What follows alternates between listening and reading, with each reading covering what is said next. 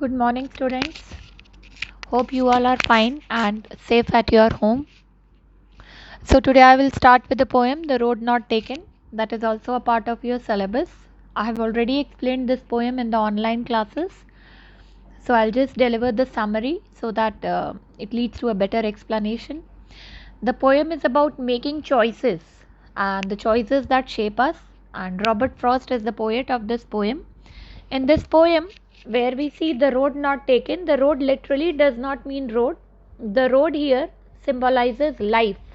Okay, so the road here in this poem symbolizes life, and the poet says that there comes a time in our life when we stand at a situation, or maybe we come across a situation where we are offered two choices, or maybe many choices, and then we have to be very wise and we have to choose one path, because you cannot choose two paths together, or you cannot start on two roads together. You have to choose any one path, and that will decide your future.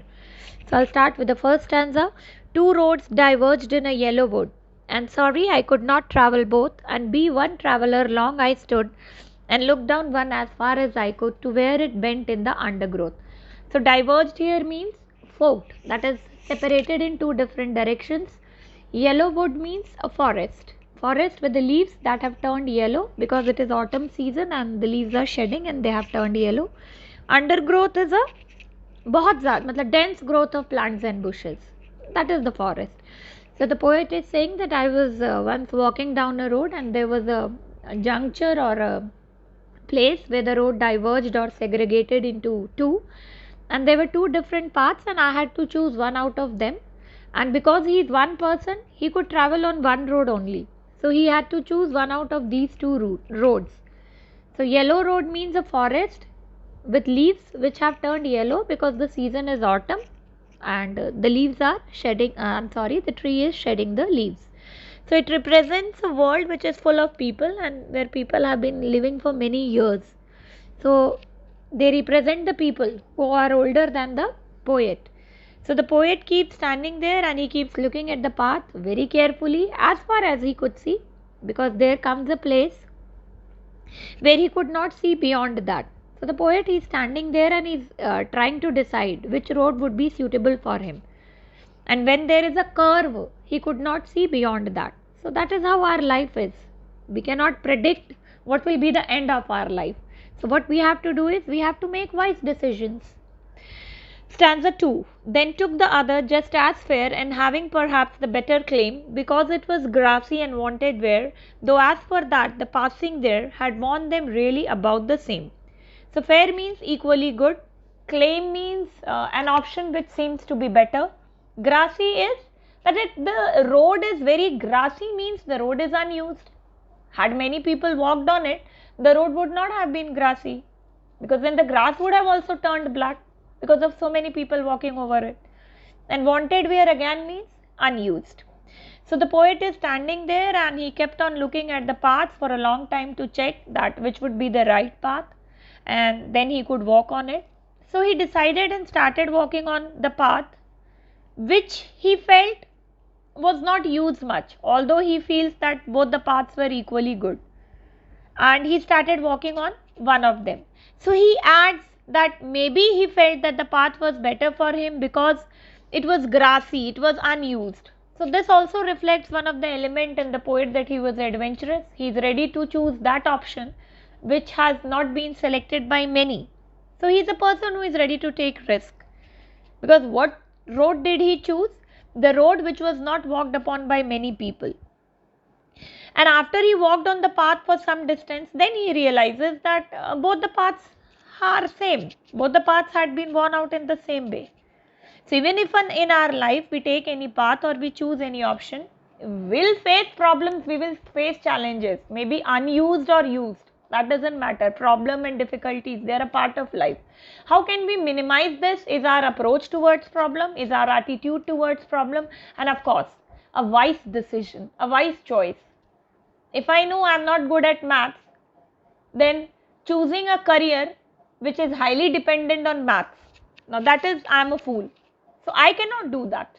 So that is how you choose career. You should not fall under influence of wrong people, especially your friends. who are not friends basically. Maybe we are inspired or influenced by a wrong person in our life. So don't get influenced by them. Think, decide and act. Because once you have started walking on a road, you cannot come back.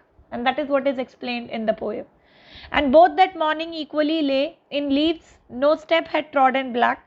Oh, I kept the first for another day, yet knowing how way leads on to way, I doubted if I should ever come back. So trodden means to walk over. So the poet says that both the paths, they look equally good that morning. Both had leaves on them and no one had stepped on them as they were still green in color. He decided that today he will take this path and the next day he would take the other one. Although he seems to be a bit irrational intentionally, because once you choose a path, there's no way you can get back to the other path. Once you choose a career, there's no way you can choose another career. Unless you are highly blessed and you are very moneyed and sort of things. Fine. So once you choose a decision, one path leads to another path. एक decision दूसरे decision पे land करता है. You cannot take back your decisions. That would be a loss of time, resource, energy, money, everything. Everything in your life. And we all are not born with silver spoons that we will keep changing our decisions very often. So he's saying that had I that option, it would have been so good. But no one in life, why should we talk about the poet? No one in life, we don't have any such option. So he's saying, so I choose one of them. He had no option. I shall be telling this with a sigh. Somewhere ages and ages hence, two roads diverged in a wood and I took the one less travelled by and that has made all the difference. So sigh का मतलब होता है heaving a sigh of relief or deep breath. And hence means up here in the future. So he says that in the future he'll take a deep breath and he will say this to his acquaintances or his friends or his colleagues whatsoever, that once upon a time I reached such a point in life that I had two options and I travelled on one road which was travelled by lesser number of people, and that decision has made my future. Now I don't know, and nowhere in the poem it has been said that whether he is successful or whether he is a failure. Robert Frost is of course a very successful poet, a very well known, a renowned poet. I'm no one to judge his success and failure, but a very renowned poet. But he is giving a message to you as well, that whatever decision you take today is going to decide your future. So similarly in future when you grow up, then you will also say that once upon a time when I was young, I had two options. So this is a very strong message for all the aspirants, for all the students, that you should be wise and careful while making choices, because your choice decides your future. The rhyming scheme of the poem is A, B, A, B. Because if you see these words over here, would, both, stood, could, undergrowth. So if you match them, it would be A, B, B. So you have to keep this in mind. The second thing that we see in the poem is symbolism. So I've already told you this road symbolizes life. Then the other literary device in the poem is anaphora. This and. The same word repeated in the consecutive lines. The beginning, that is called as anaphora. So keep these literary devices in mind. And then we have repetition as well. If you see ages and ages, so this literary device is called as repetition. So that's all students. We'll meet again in the next lecture.